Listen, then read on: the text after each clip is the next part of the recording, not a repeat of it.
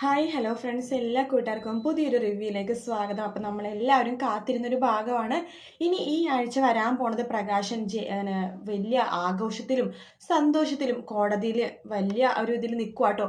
അതിനുശേഷം ലക്ഷ്മി ഒന്നും വരില്ല, എന്തായാലും ഞാൻ ഈ ഇതിൽ ജയിച്ചതിന് ശേഷം പറ്റുമെങ്കിൽ നാളെയെങ്കിൽ നാളെ തന്നെ മഹാലക്ഷ്മിനെ കല്യാണം കഴിച്ച് സുഖമായിട്ട് ജീവിക്കണം എന്നൊക്കെ പ്രകാശൻ ഇങ്ങനെ വിചാരിക്കണം.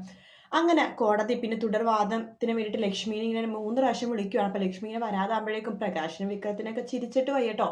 അപ്പോഴാണ് എല്ലാവരും ഞെട്ടിച്ചുകൊണ്ട് ലക്ഷ്മി അങ്ങോട്ടേക്ക് വരുന്നത്. ലക്ഷ്മിനെ കണ്ടത് പ്രകാശനാകെ ഞെട്ടിപ്പോകാണ്.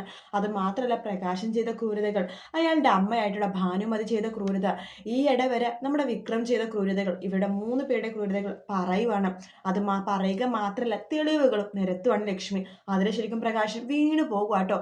പ്രകാശന് വേറെ ഒരു അവസ്ഥയിൽ എന്തായാലും താൻ തോറ്റു, ഇനി തനിക്ക് ജീവിക്കാനും പറ്റില്ല. അതുപോലെ തന്നെ രാജപ്പനെ പൈസ കൊടുക്കണം, കാർത്തികയുടെ വീട്ടിൽ പോകാൻ പറ്റില്ല, അങ്ങനത്തെ പല പ്രശ്നങ്ങളുണ്ട്. അങ്ങനെ നാണം കെട്ട പ്രകാശൻ ഇനി എങ്ങനെ തിരിച്ച് കാർത്തികയുടെ വീട്ടിൽ പോകും എന്നറിയാൻ പറ്റാതെ അങ്ങനെ നിൽക്കുവാട്ടോ. അപ്പോൾ കേസ് ഇനി അടുത്ത വാദത്തിന് വേണ്ടി ഇന്ന ദിവസത്തേക്ക് പറഞ്ഞിട്ടുണ്ട്. പക്ഷെ അതിനു മുമ്പ് എന്തായാലും പ്രകാശൻ തോറ്റെന്ന് അവരെല്ലാവരും ഉറപ്പിച്ചിരിക്കുകയാണ്. പ്രകാശന് മനസ്സിലായി താൻ എന്തായാലും തോൽക്കുമെന്ന്. അതുകൊണ്ട് തന്നെ പ്രകാശ് പോയിക്കട, എന്തായാലും ഇനി കുറച്ച് ദിവസത്തേക്ക് നമുക്ക് കാർത്തിക മോളുടെ വീട്ടിൽ നിൽക്കണ്ട, അത് ഭയങ്കര പ്രശ്നമാകും. നമുക്ക് രതീഷിൻ്റെ വീട്ടിലേക്ക് പോയാലോ? അവിടെ പോയാൽ ശരിയാവില്ല, ആളിയുടെ വാലിരിക്കണ കേൾക്കണം. മാത്രമല്ല, നമ്മൾ ഇത്രയും സുഖമായിട്ട് ജീവിച്ചിട്ടുണ്ടെങ്കിൽ അവിടെ പോയിക്കണം ശരിയാവില്ല. ഞാൻ വരില്ലെന്ന് പറയാണ്.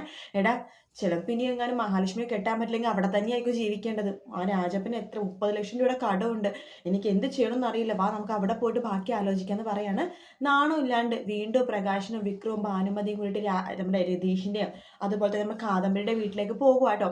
അവരവിടെ പടി കയറാൻ വേണ്ടി സമ്മതിക്കില്ല, 3 അടിച്ച് പുറത്താക്കും. ഇത്രയും നാൾ വരാത്ത ആൾക്കാർ ഇനി വരണ്ട. മാത്രമല്ല, ഇത്രയും ക്രൂരത ചെയ്ത ആൾക്കാർ ഇവിടെ നിൽക്കും വേണ്ട, കാരണം ഇവിടെ കുഞ്ഞും കാര്യങ്ങളൊക്കെ ഉണ്ട്, ഞങ്ങൾക്ക് പേടിയാണ്, അതുകൊണ്ട് നിങ്ങൾ ഇവിടെ നിൽക്കേണ്ടെന്ന് പറഞ്ഞിട്ട് അവർ വന്ന പാടെ തന്നെ അങ്ങനെ തന്നെ പറഞ്ഞേക്കാണ് കാദംബരിയും രതീഷും. എന്തായാലും നല്ല അടിപൊളി ഭാഗമായിട്ട് ഇനി കാണാൻ പോകുന്നത്. വീഡിയോ ഇഷ്ടപ്പെട്ടെങ്കിൽ ലൈക്ക് ചെയ്യുക, സബ്സ്ക്രൈബ് ചെയ്യുക, കമൻറ്റ് ചെയ്യുക. മറ്റൊരു വീഡിയോ ആയിട്ട് വീണ്ടും കാണാം. Take care, bye bye.